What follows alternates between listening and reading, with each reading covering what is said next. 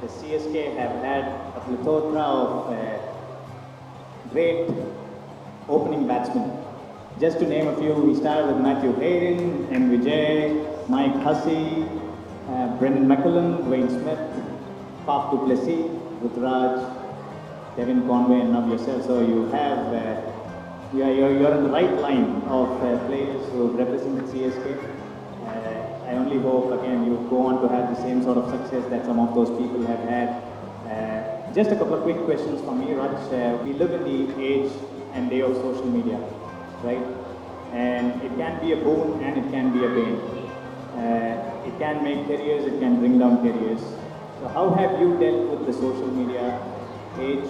You know, do you have any sort of advice for the young ones? I think if I think about it deep down, I'm not necessarily playing cricket for other people. So I play cricket because I love the team aspect and I want to contribute to winning games of cricket. I'm driven in that way. So in terms of all those promoting my own game and trying to push myself up, I feel like it's a bit of an ego thing sometimes if you're flaunting yourself on your social media. So that's kind of the mindset I've taken with it.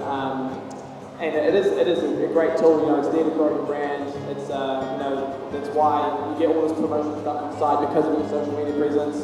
And I'm a big sort of believer in let your game do the talking, let your game be your marketing tool, not necessarily what you do with your social media stuff, because that all will take care of itself in the future. So, I mean, if we can all focus on playing cricket, the better, in my opinion. Another question that I have, and this perhaps is also pertinent to the parents that we have here who are gathered to come and be a part of this function too. It's well documented that your dad has been your long-time coach, a wonderful man who I have had the absolute luxury of knowing, and he's looked after me too during my times in New Zealand. But beyond the cricket that he has taught you, right?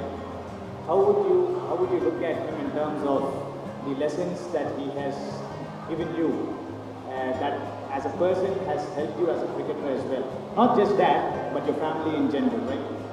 Yeah, of course. There's no secret. Dad and Mum supported me all the way, and I'm obviously very, very grateful for that.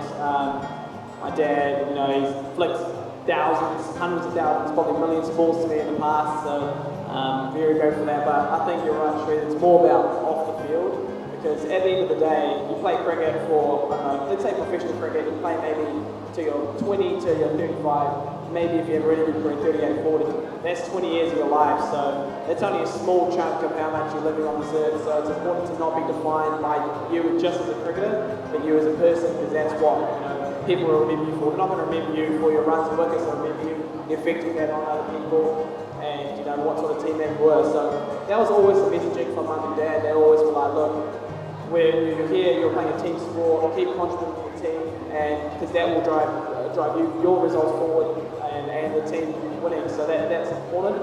But also more than that, it's sort of being that humble, having that humility, because look, you can take everything for granted so easily, and it's just staying down to earth, because cricket's a very fickle game. I think we all know, as a batter especially, you probably fail the wickets you see.